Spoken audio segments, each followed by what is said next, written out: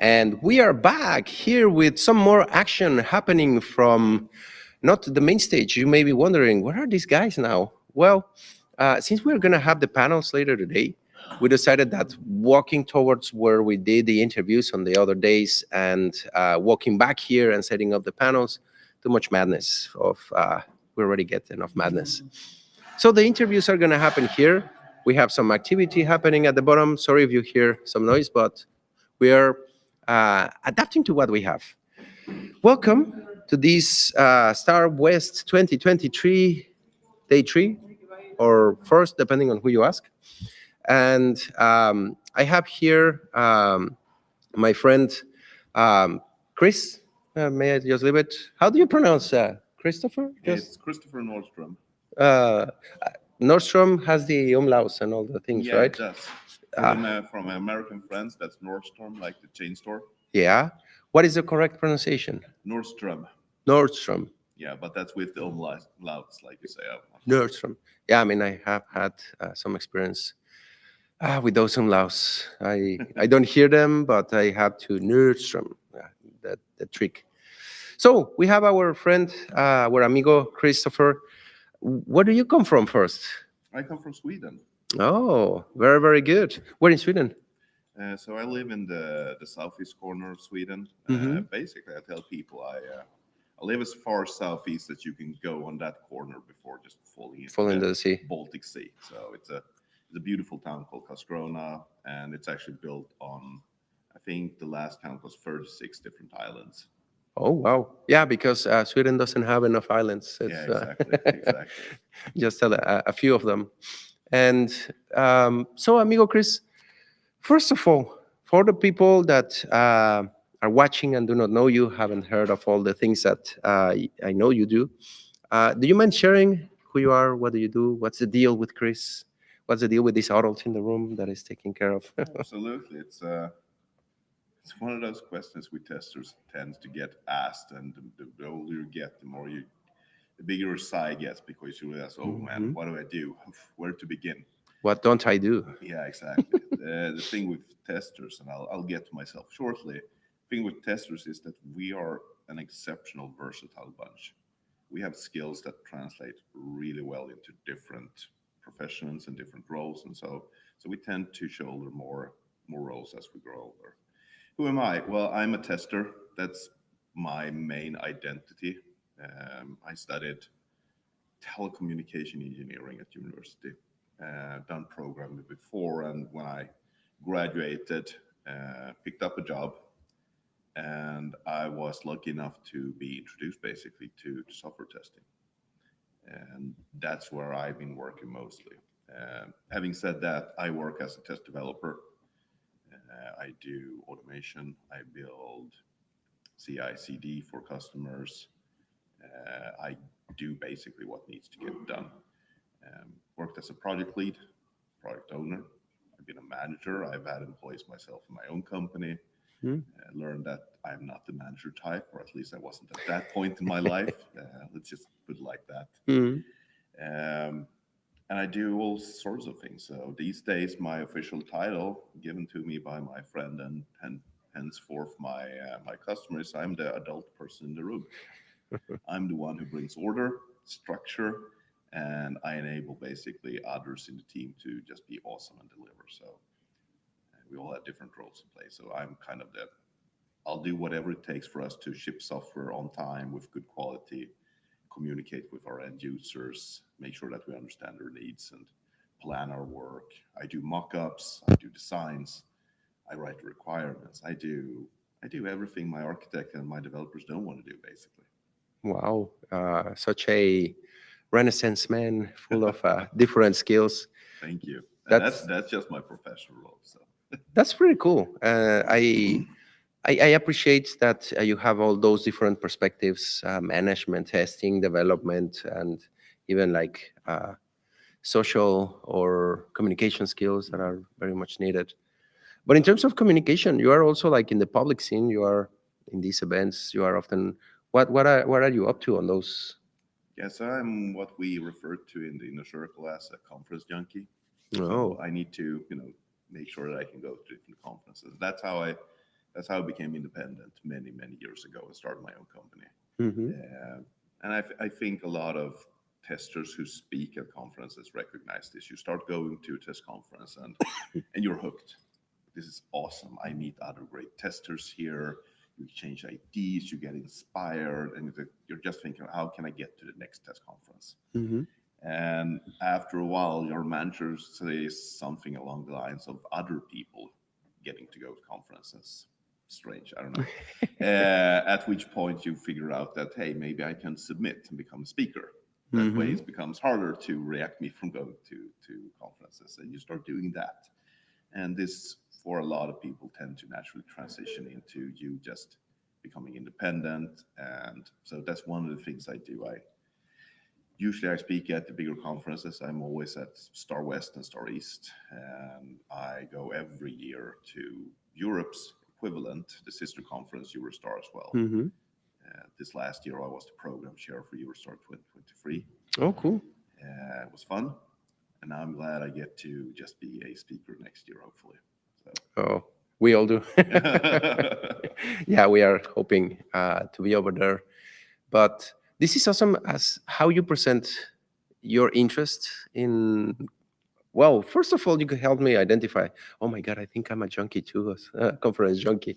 First step is Uh, admitting you have a problem, Leandro. do we want to solve it? No, we That's don't. that. I don't think that's a problem. It's just identifying what you are, but it's a beautiful addiction. Well, I remember always my classes in high school. What's the definition of an addiction? Is a bad operative habit, Mhm. but a good one is a virtue. So probably we have a virtue, not an Oh, addiction, I not a like problem. that. Let's call it that instead. We're virtuous in the conference realm. We like them, and we're junkies for it. And but that's really cool that you decided to twist it. Like, hey, I want to keep going, and I that struck a nerve on me because also like, hey, but I want to go. Like, let other people go, and like they don't want to go. Yeah, um, and that made you decide, like, hey, I should start speaking. And how long ago was that? that had to be 11 years ago now that I've been running my own company. Wow. So part of it was that, well, a small part of it was the conferences, but I also felt that I wanted to become independent because uh, I really love teaching.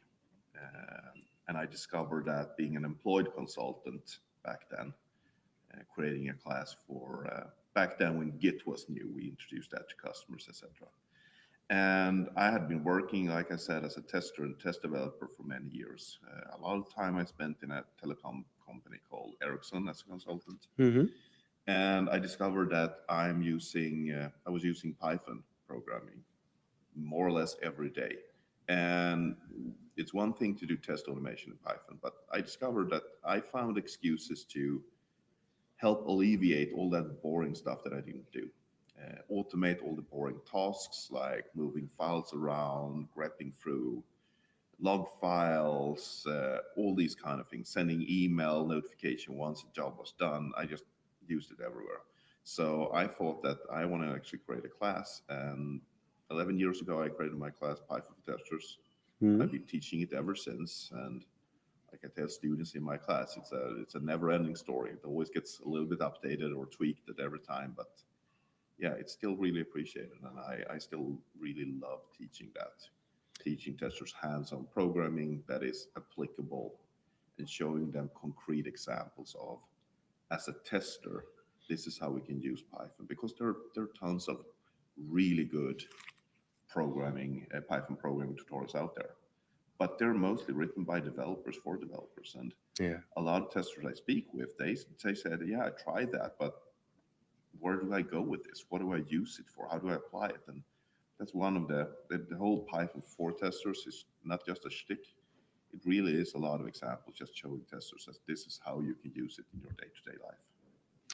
This is one hand that you are helping to break the barrier for testers to get into the development realm because that's a big one. Like, ooh, I'm a tester, I shouldn't touch code, or Yeah, it's I don't intimidating for agree some. with. I've heard it over and over again, and I strongly disagree.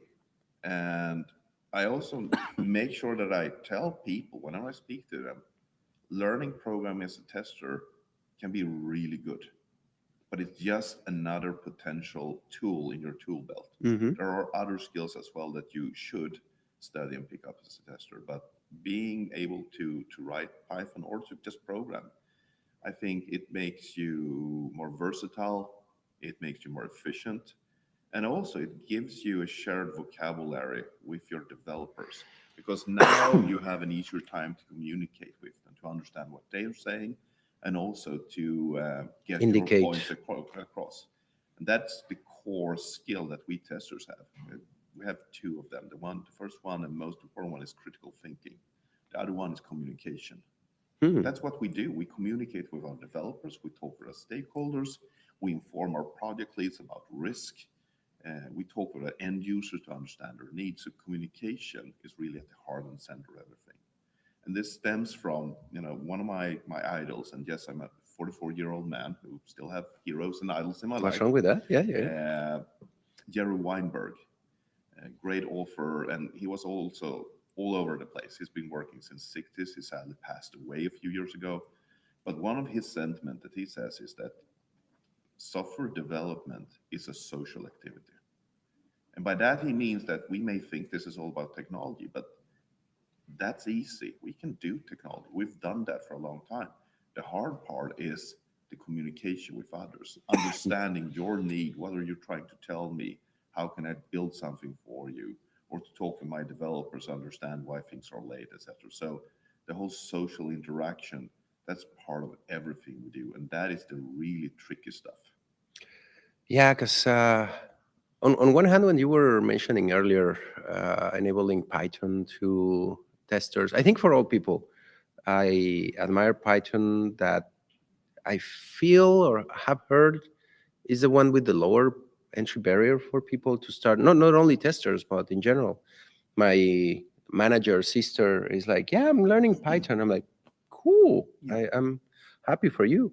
But at the same time, when you have all this squared mindset, and I was teasing with Jason Arbon earlier on the stream that we are happy in our basements, just like in a dark room, just tiki tiki tiki tiki, and that's everything that we do.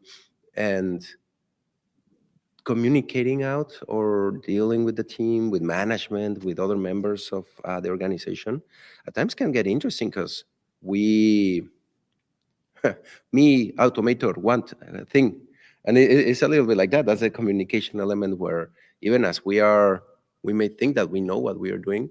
I always give this example, trying to talk to management and report, and management is like, why why is this locator thing that you're complaining about? Why do I care about it? I just, can we go or not to production? That's the communication element. I'm sure that more or less that's what you're dealing with on some of the No, tutorials. absolutely.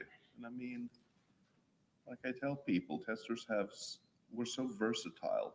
We Mhm. have all these different skills. So one of my latest things that I'm talking very actively about is I really want to encourage managers and organizations to look at your testers that you have. They're a fantastic asset that you very likely is not utilizing to the full extent. They are so much more than just manual testers or just test automators. As they grow more senior and more experienced, if they wish to do so, make sure that you give them opportunities to grow into different roles, to be the team's communicator outwards, or maybe to start, being involved, maybe even writing the requirements. That's what I'm doing in my current team. I'm writing our requirements because I'm talking with our end users, I'm talking with the organization, I'm doing the mock-ups, everything. Oh, wow. And that also means that once my developers have developed this, and first of all, I take pride in writing really good requirements because I know what I would like as a tester. I know all the things, how should it work, what are the expectations, etc. So they appreciate that because it makes their life easier to implement it. But also when I pick it up later for testing, I wrote the thing. So I know what I think, how it should behave. Mhm. And then I always try to involve our end users, etc., to make sure I get more perspective on it. But there are opportunities here for organizations to start involving testers early in the process and give them different roles that they get more senior. And I would just want to point out that it's important to offer that chance to testers, but you also got to respect that some people are very happy in their box, etc. But I'm a firm believer that if you give people opportunities and you give them a safe environment and the support they need, they can grow into amazing coworkers, way more than what they are right now. So that's one thing I want to really encourage organizations to do. That's a very good point that has been mentioned yesterday. Prachita was mentioning like the glue. The testers are the glue of the organization because we are so multidisciplinary that we can talk here, put there, come together, talk to each other, enablement.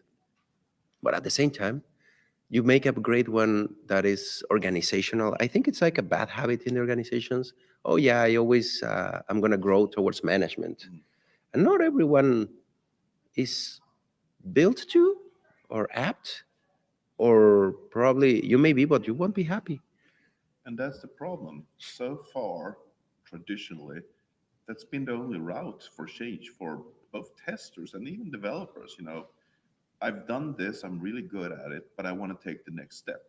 And usually on the career ladder, there's management. That's Hmm. been the only thing. But what I want to show people is that there's actually a whole dimension of different roles that you can expand into as a tester if you want to, and pick up different skills and just continue growing as a person if you want to. Yeah, because and we were talking about that earlier when you said it. You get to be an awesome tester, an awesome technical person, and the only next step is management, which is like I think in Pokemon terms and stuff like that, Evolution.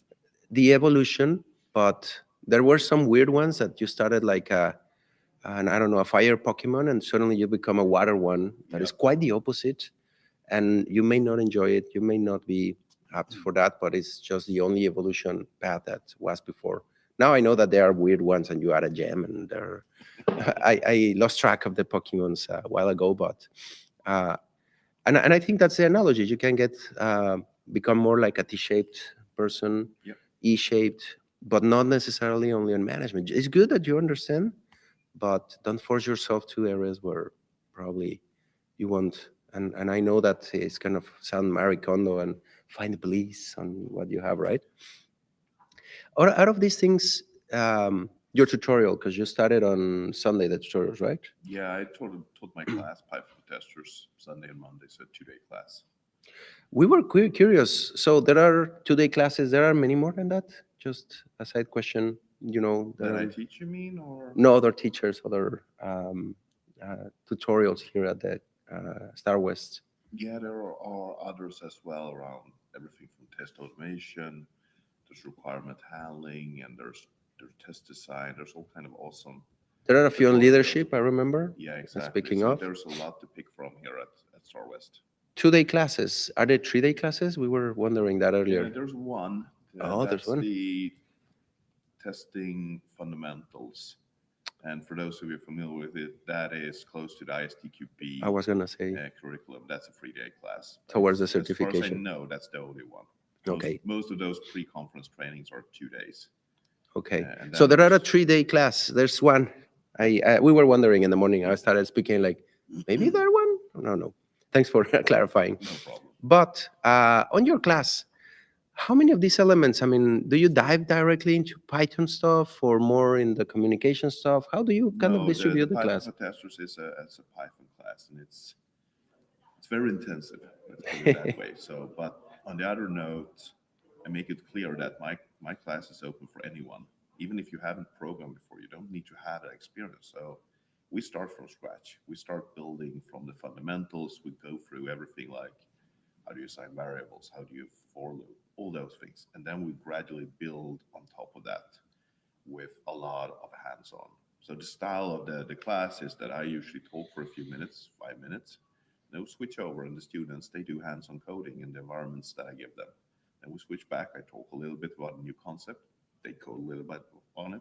We go back and forth, and then we work ourselves through chapters towards bigger test exercises. So the students end up building things like data diggers, for instance, where they write a little tool which they can start up and it can monitor multiple log files at the same time It will monitor for different keywords.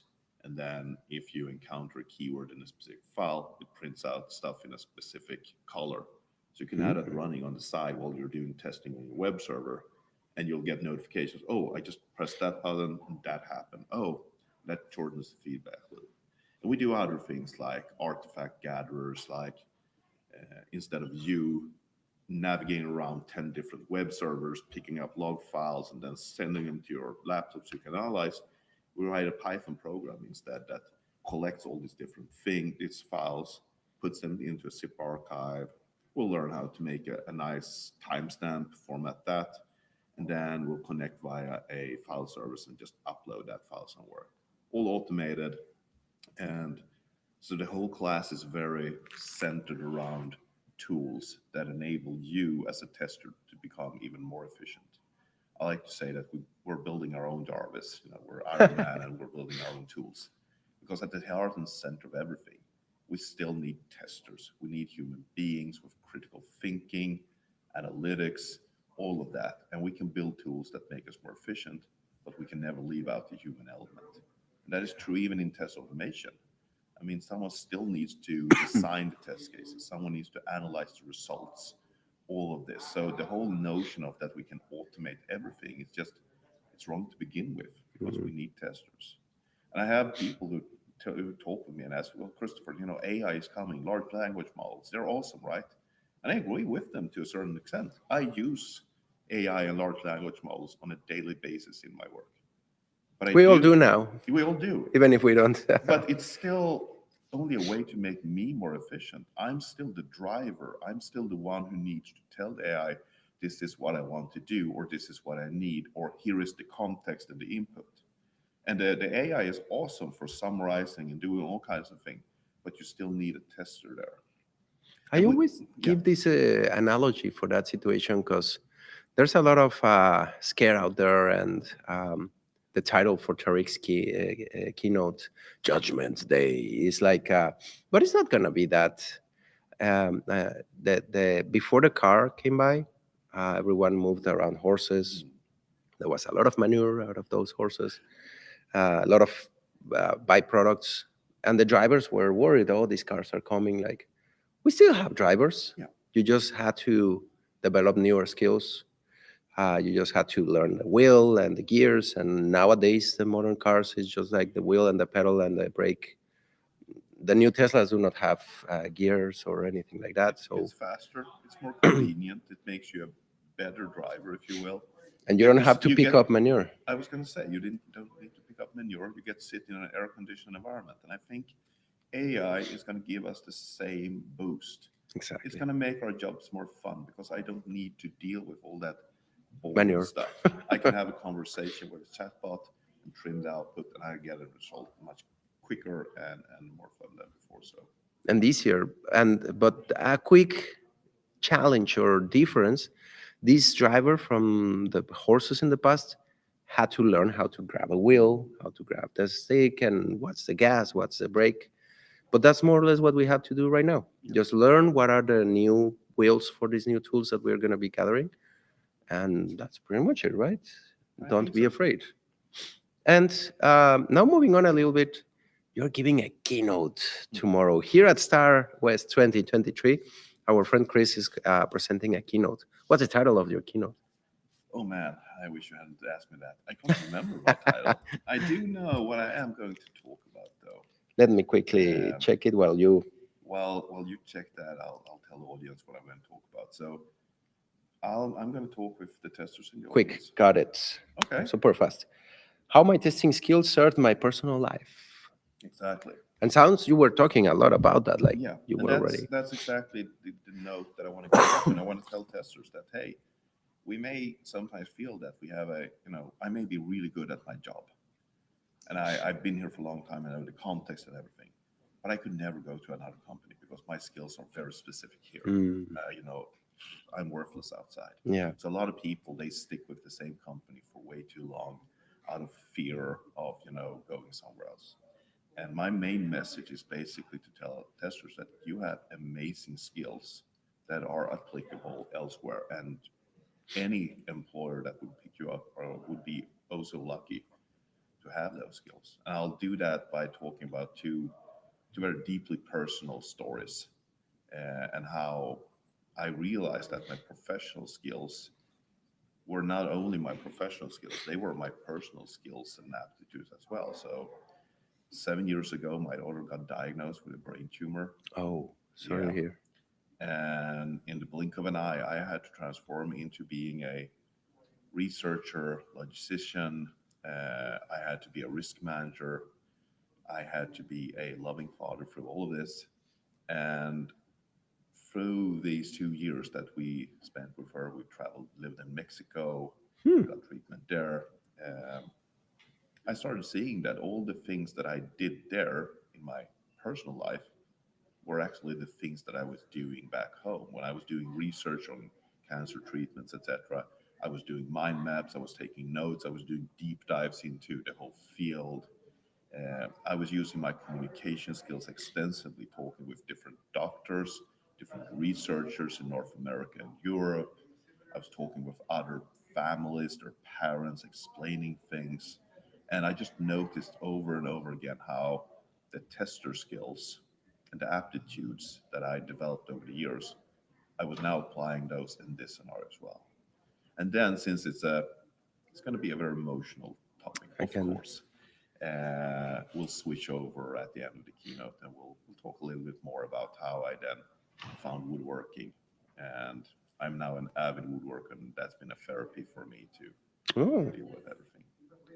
yeah, it sounds like a good compliment after, because I mean, it's stressful. I'm sorry to hear all that Thank you. situation, but I'm sure it was like a blast. You had to expand your mind and to Yeah. pick up on so many topics. Sometimes through big struggles is where we grow the most. And gladly you had all these leverages previously created in your mind from the tester experience. I'm sure that the keynote is going to be mind blowing, and the people are going to, well, I've been on some other keynotes where these tough topics are being described. Please, if anyone is watching, tune in. It's going to be freely streamed. Don't miss it, because emotional generally gives you the most learning. I think it's awesome that you mixed it up with some of your experience, tough experience, Yeah. and everything that happened. And last with the woodworks and all this thing sounds reminds me a little bit like this knitting Yeah. that kind of chills you, relax you, and It's a helps very you. nice hobby to, after a day's work, I go down to my garage and I get to create stuff. So I'm a woodworker and I'm a lamp maker, as I call myself. And I love working with that. And turns What was out your last creation? my last creation, oh, less sexy. That was new bedroom windows I built from scratch this summer. Okay, Yeah, it's, not that sexy, but but not easy either. I am immensely proud of having put that together with all the techniques and everything, fitted the new glassing and everything. And before that, I do a lot of wood turning. I build a lot of wood boxes, etc. And I do it for myself. I don't sell them. Occasionally, I give them to friends or family, etc. But mostly, just it's an activity that I enjoy, and it's a skill that I can work on this my whole life. Just like with testing, I identify new things I want to get better at or new experiments I want to make, and I have a chance where I can just try new things out and create new things. So it's an absolute bliss for me. Beautiful. And as you say, you're not gonna get rich of that. It's not the point. It's for you to somehow keep the sanity, Yeah, to deflate after the day and kind of exactly. get into the zone.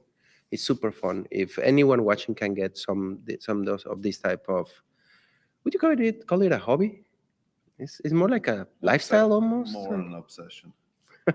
When I'm I've discovered that when I'm in the garage, time and space just disappears. I Mhm. don't really mean that. I mean, I love my work as a tester. You get in the zone. Yeah, but that down there, especially when I'm turning on the wooden lathe, I get in the zone. And there's a good book that talks about this, about flow, Mhm. about when we get into the zone, when we kind of lose all distractions. It's a fantastic experience. So if you have something that you're really passionate about, pursue it, even if it's just a hobby or something. The things we do in life don't have to mean that we get rich and famous. Sometimes we can actually do things just for the sake of doing it for yourself. Yeah, yeah, and it's important. It doesn't have to be um, always like something productive or that. Mm. No, something as long as it's not harmful to yourself or others. Yeah, go run with it and exploit it. Feel free, feel happy, and well, we're almost running. Well, we're already ran out of time. Um, what is next for you? Are you presenting elsewhere or? Right now, I'm going to get a well earned rest. Yeah, After StarWest, I'm traveling home to Sweden and I'm going to bunker up for winter and I'm going to spend a lot of time in my garage in my wood shop. sounds beautiful. I'm almost like Almost jealous. envious of that. Well, for what's coming for you in the future after your hibernation in the wood shop, uh, if people want to get in touch with you or follow up of what you're up to, where can they can find you? They can find me online. I'm not hard to pick up at all. I'm obviously on LinkedIn. LinkedIn? Uh, I am on Twitter, though nowadays known as X. I have to say I'm not very active there anymore. Yeah. Uh, but having said all of that, I also run a Mastodon server for Oh, the test and development community. It's called Software Development is Social. okay. And any tester or developer who sees this and being curious about migrating to Mastodon, feel free to head over there, register. It's free, and our server is dedicated to a lot of software development in general. And we have a good tone, we have a friendly tone, and it's being heavily moderated as well. So come Safe over place. there, come over there, feel safe. Everyone is very welcome, and as long as you keep a polite tone in your conversations. So join the Mastodon server. Look for Chris on LinkedIn, not so much on Twitter, X, or whatever this thing is. I'm not sure if it's on this side, on that side, but you can see his name. Look him up, and add him to your networks, Mastodon as well, and stay in touch. Amigo Chris, thank you so much for. Thank you, Leander. It's been a pleasure talking with you. Yeah, it's an honor for me that you came by and shared all these experiences and what's coming for the keynote. Very emotional keynote. Stay tuned and ready for it. And well, with that, we are getting close to the ramp down. We're, as I mentioned, going to have another interview in a few, if everything goes well. And after that, we're going to have the panels. We're going to be streaming the panels, all the action. That's why we are in a different room. So stay tuned, stay ready.